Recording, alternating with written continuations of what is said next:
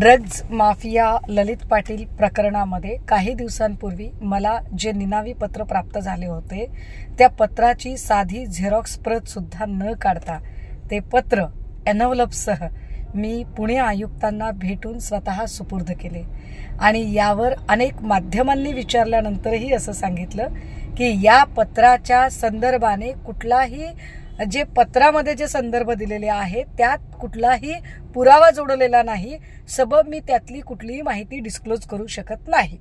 परंतु त्या पत्रामध्ये छोटी भाभी उर्फ नुसरीन शेख या व्यक्तीला अटक झालेली आहे ही माहिती निश्चितपणे मी दिली। बडी भाभी कोण आहे हे मला वारंवार पत्रकारांनी विचारले, पण मी ते अजिबात सांगितले नाही।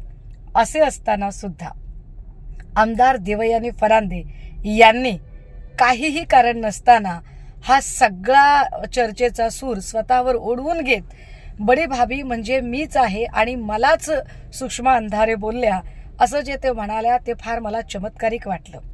म्हणजे काही नावं उपाख्य असतात, जसं की डॅडी म्हटल्यावर आपण अरुण गवळी म्हणतो किंवा अजून काही छोटा राजन वगैरे अशी काही नावं असतात, पण याच्यामध्ये बडी भाभी म्हणजे देवयानी फरांदे हे नाव माझ्या स्वप्नात सुद्धा नव्हतं आणि तरी सुद्धा त्यांनी ते ओढवून घेतलं।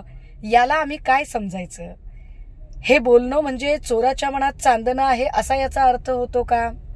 आणि स्वतःवर ओढवून घेत पुन्हा माझ्यावर हक्कभंगाचा प्रस्ताव वगैरे आणण्याची भाषा करणं, मला वाटतं की ज्या चुका मी केलेल्या नाही आहेत त्याची मला कुठलीही भीती बाळगण्याची गरज नाही।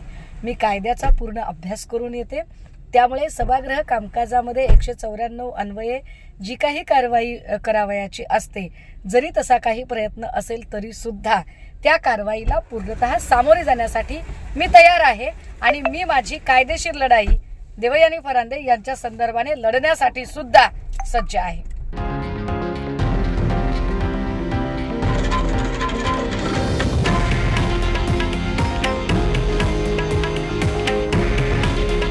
हे आहे देशातील नंबर 1 न्यूज नेटवर्क आणि आपण पाहत आहात TV9 मराठी। काळजी तुमची, हित महाराष्ट्राचं।